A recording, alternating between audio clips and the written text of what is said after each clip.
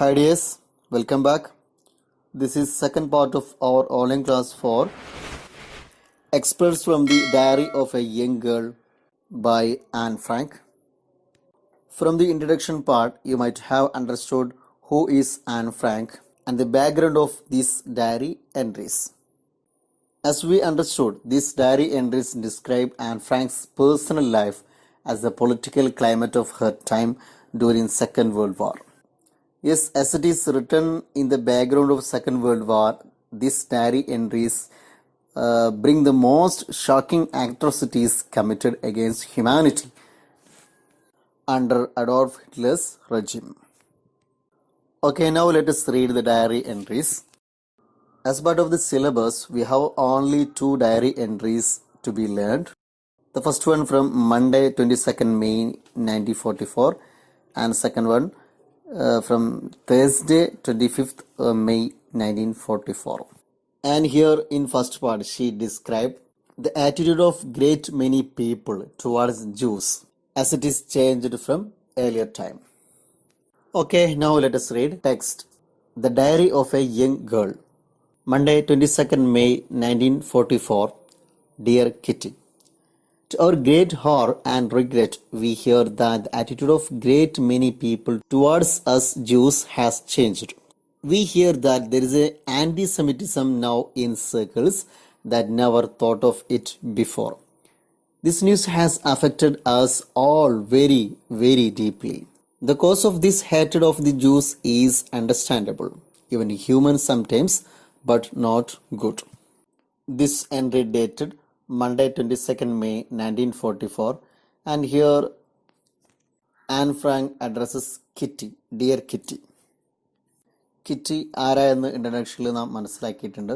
ഒരു ഫിക്ഷണൽ ക്യാരക്ടറാണ്, നോവൽ ക്യാരക്ടറാണെന്ന് പറഞ്ഞു. എന്നാൽ അവളുടെ ഫ്രണ്ടാണ് എന്നും ഈ ഡയറിയുടെ തന്നെ പേരാണ് എന്നൊക്കെ ചില അഭിപ്രായങ്ങളുണ്ട്. And called her diary as Kitty. The birthday gift as she received this diary on her 13th birthday. Red and white നോട്ട്ബുക്കാണ്, ചെക്കേഡ് നോട്ട്ബുക്കാണ് എന്ന് നമ്മൾ നേരത്തെ പറഞ്ഞിട്ടുണ്ട്, നോട്ട് എ ഡയറി. അപ്പോൾ അതിലാണ് അവൾ എഴുതുന്നത്. Yes, to our great horror and regret, we hear that the attitude of great many people towards us Jews has changed. Here, Anne Frank says that hatred of peoples, many peoples, for Jews was rising from unexpected circles.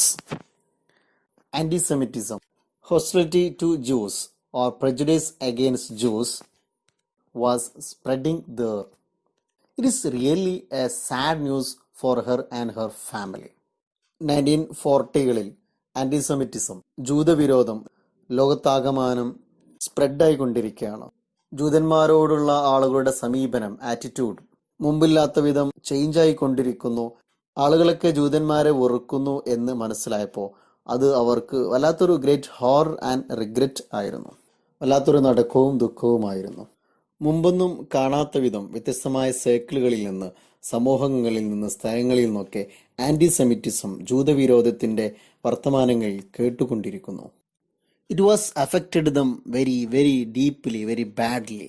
Yes, it was horrifying news to them. And the reason for this hatred of Jews is understandable, but it is not good. ജനങ്ങൾക്ക് ജൂതന്മാരോടുള്ള ഈ ഒരു വിദ്വേഷം, ഈ ഒരു വെറുപ്പ്, അതിന്റെ കാരണം എന്താണെന്ന് മനസ്സിലാക്കാൻ പറ്റുന്നതാണ്.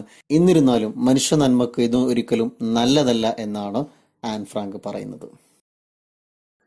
The Christians blame the Jews for giving secrets away to the Germans, for betraying their helpers, for the fact that through the Jews a great many Christians have gone the way of so many others before them and suffered terrible punishments and a dreadful fate. And here she described the reason for this anti-Semitism. Christians believed that Jews had passed some secrets to Germans, and they believed also because of this betrayal many Christians had died and they suffered many terrible punishment and faced dreadful fate. ജൂതന്മാരോടുള്ള ക്രിസ്ത്യൻസിന്റെ വിദ്വേഷത്തിന്റെ കാരണങ്ങൾ വ്യക്തമാണ്, എല്ലാവർക്കും മനസ്സിലാക്കാൻ പറ്റുന്നതാണ്.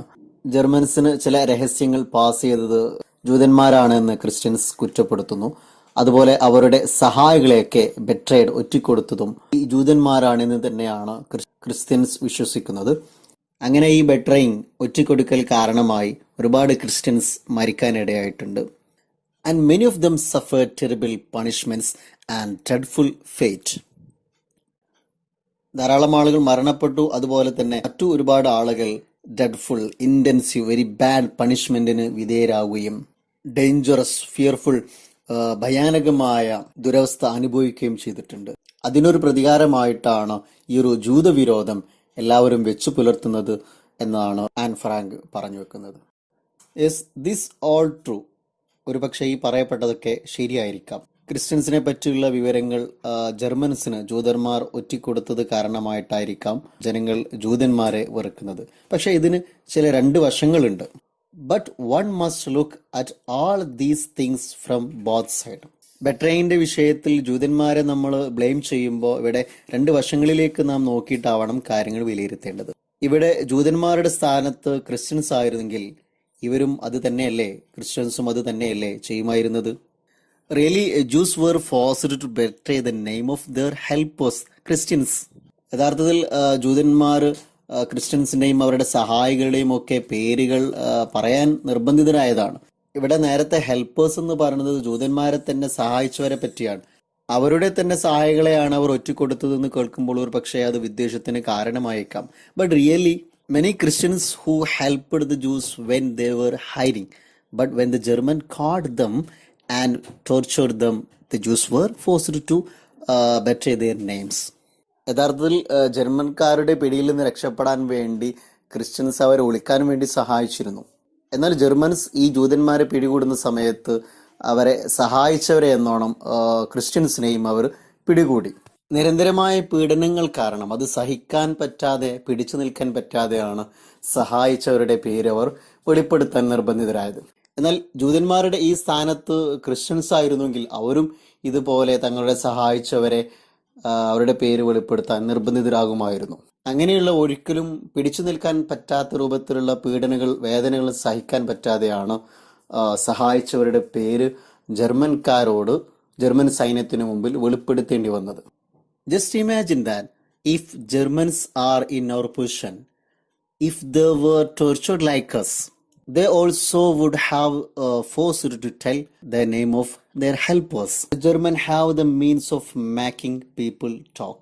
ഏതു തരത്തിലുള്ള രഹസ്യങ്ങളും മറ്റുള്ളവരെ കൊണ്ട് പറയിപ്പിക്കാൻ പറ്റുന്ന വഴികൾ, അതിനുള്ള ശക്തമായ പീഡനമുറകൾ അവരുടെ കയ്യിലുണ്ട്. അതുകൊണ്ട് ആരും അവരുടെ മുമ്പിൽ പിടിച്ചു നിൽക്കാൻ കഴിയാതെ എല്ലാം തുറന്നു പറഞ്ഞു പോകുമെന്നാണ് ഫ്രാങ്ക് പറയുന്നത്. So nobody could remain silent and nobody can suffer all this torture from Germans, whether Jews or Christians. ജർമ്മൻകാരുടെ ഇങ്ങനെയുള്ള പീഡനങ്ങൾ കാരണമായി പൂർണ്ണമായി നിശബ്ദരായി ആർക്കും നിൽക്കാൻ സാധിക്കില്ല, അത് ക്രിസ്ത്യനായാലും ജൂതനായാലും. So everyone know that to keep mum in front of these terrible and brutal torturings it is practically impossible. ജർമ്മൻസിന്റെ ഇത്തരത്തിലുള്ള പീഡനങ്ങൾക്ക് മുമ്പിൽ മൗനമായി നിൽക്കുക എന്നത് പ്രാക്ടിക്കലി ഇമ്പോസിബിൾ ആണ് എന്നതിനാൽ തന്നെ ഇത്തരത്തിൽ ജൂതന്മാരോട് ഇമ്പോസിബിളായ കാര്യം എന്തിനു വേണ്ടിയാണ് പിന്നെ ജനങ്ങൾ ഡിമാൻഡ് ചെയ്യുന്നത്, ക്രിസ്ത്യൻസ് ഡിമാൻഡ് ചെയ്യുന്നത് എന്നാണ് ആൻ ഫ്രാങ്ക് ചോദിക്കുന്നത്. Then why they are blaming Jews? Why they are asking impossible things from Jews? Next, third para.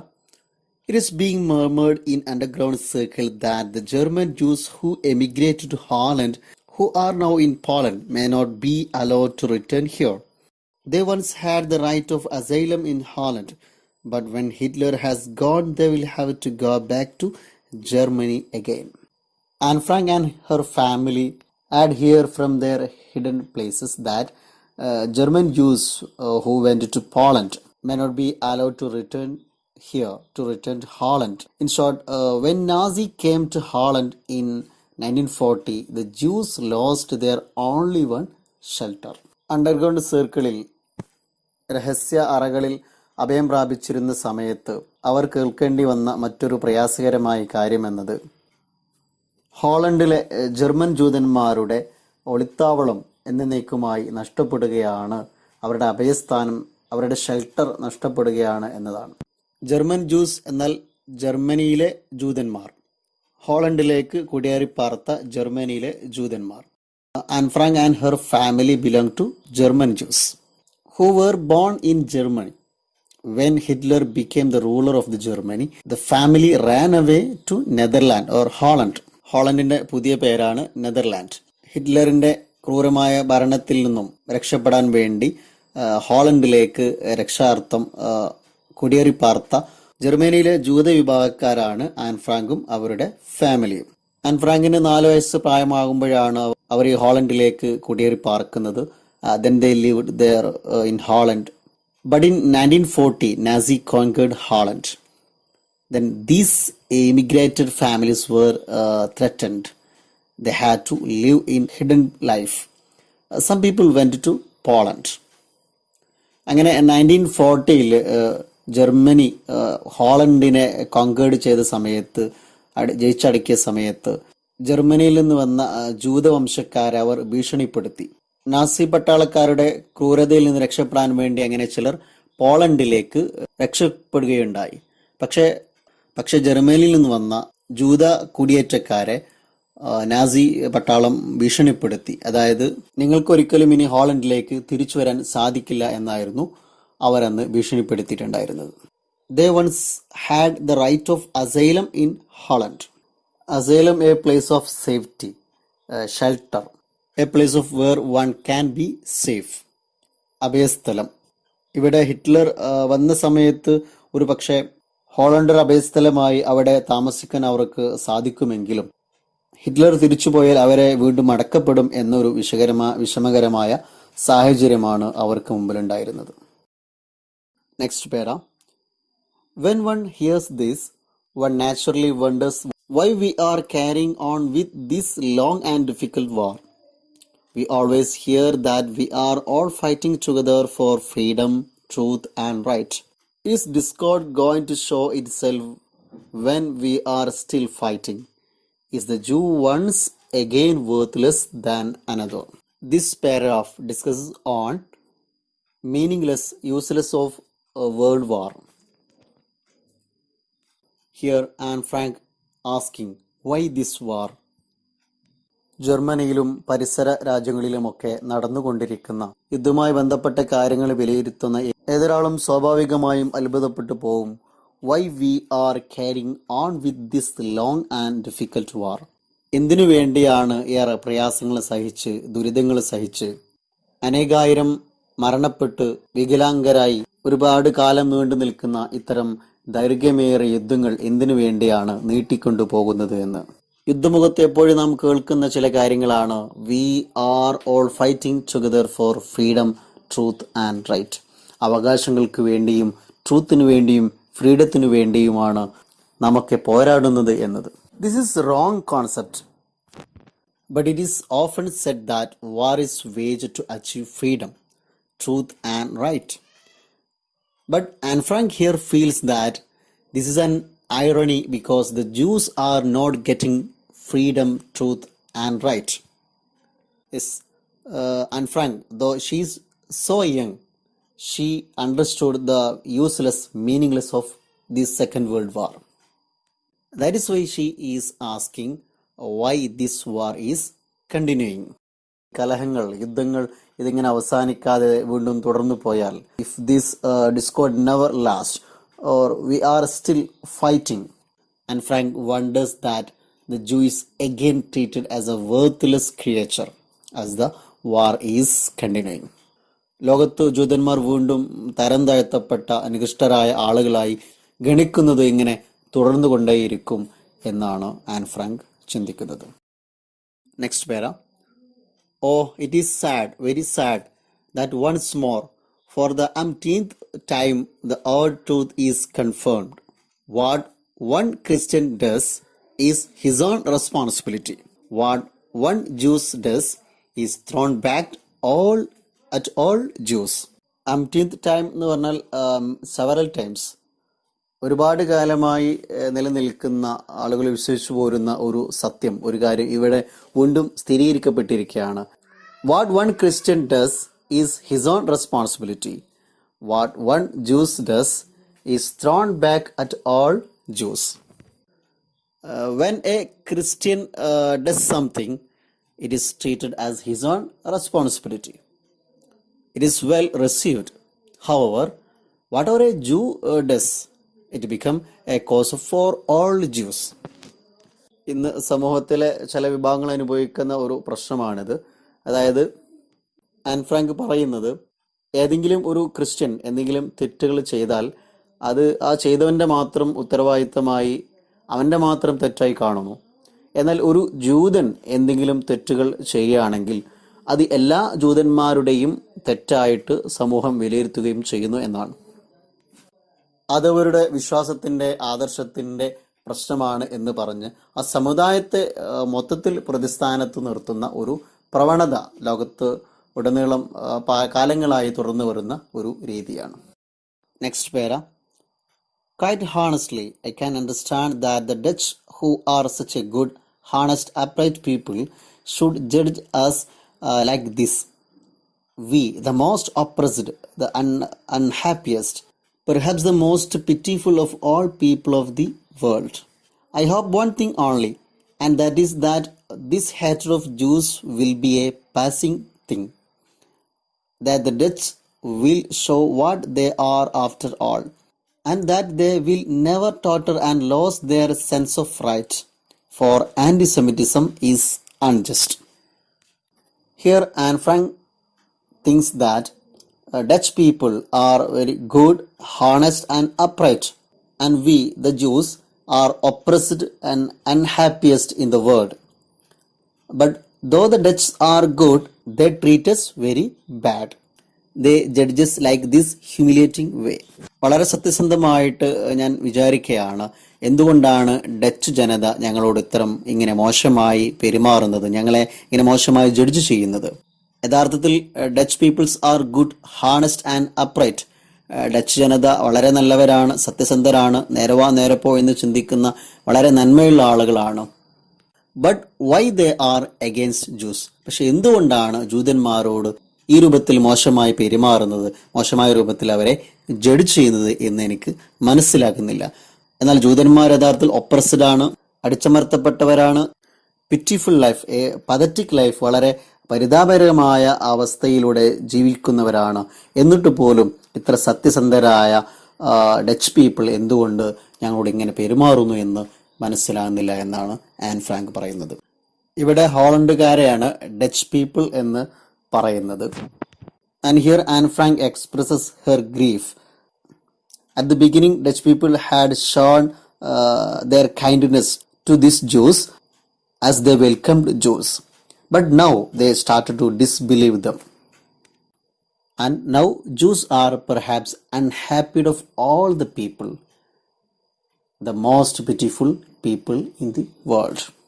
അങ്ങനെ ഒരു സമയത്ത് പോലും അവരെ ഡിസ്ബിലീവ് ചെയ്യുക എന്നത് ഒരിക്കലും ഹോളണ്ട് ജനതയിൽ നിന്ന് വിശ്വസിക്കാൻ കഴിയാത്തൊരു കാര്യമായിട്ടാണ് ആൻ ഫ്രാങ്ക് കരുതുന്നത്. And in next para, Anne Frank hopes that the hatred for Jews is temporary. It will not last long. And she hopes that the people of Holland will understand their mistake. നിലവിൽ Holland ജനത ജൂതന്മാരെ അവിശ്വസിക്കാൻ തുടങ്ങിയിട്ടുണ്ടെങ്കിലും അവൾ വിശ്വസിക്കുന്നത് Dutch ജനത അവരുടെ തെറ്റ് മനസ്സിലാക്കി ജൂതരോടുള്ള വെറുപ്പ് നീക്കും എന്ന് തന്നെയാണ്. That this hatred of Jews will be a passing thing. അത് കാലാകാലം നിലനിൽക്കുന്ന ഒരു കാര്യമായിട്ടല്ല ഈ ജൂതരോടുള്ള വെറുപ്പ്. അത് പാസിംഗ് തിങ്, കടന്നു പോകുന്ന കാലങ്ങൾ കൊണ്ട് നീങ്ങിപ്പോകുന്ന ഒരു കാര്യമായിട്ടാണ് ആൻ ഫ്രാങ്ക് വിശ്വസിക്കുന്നത്. And their sense of right will be never tottered and lost. സത്യവും ശരിയും നന്മയും മനസ്സിലാക്കാനുള്ള അവരുടെ പാരമ്പര്യമായ അവരുടെ സിദ്ധി, അവരുടെ മഹത്തായ പൈതൃകം അതൊരിക്കലും നഷ്ടപ്പെടുകയില്ല, വീണു പോവുകയില്ല എന്ന് തന്നെയാണ് ആൻ ഫ്രാങ്ക് വിശ്വസിക്കാൻ ആഗ്രഹിക്കുന്നത്. യഥാർത്ഥത്തിൽ ആൻ ഫ്രാങ്കും അവരുടെ ഫാമിലിയും ഇപ്പോൾ താമസിക്കുന്നത് ഹോളണ്ടിലാണ്. അതിനാൽ തന്നെ അവരുടെ വിശ്വാസം നിലനിർത്തുകയും അവരെപ്പറ്റി താൻ നല്ലത് വിചാരിക്കുന്നുണ്ട് എന്ന് അവരെ ബോധ്യപ്പെടുത്തലും അവർക്ക് ആൻ ഫ്രാങ്കിനെ സംബന്ധിച്ചിടത്തോളം ആവശ്യവുമാണ്. Okay, now let us wind up here. Let us discuss next entries in coming videos. Okay, see you. Have a next day.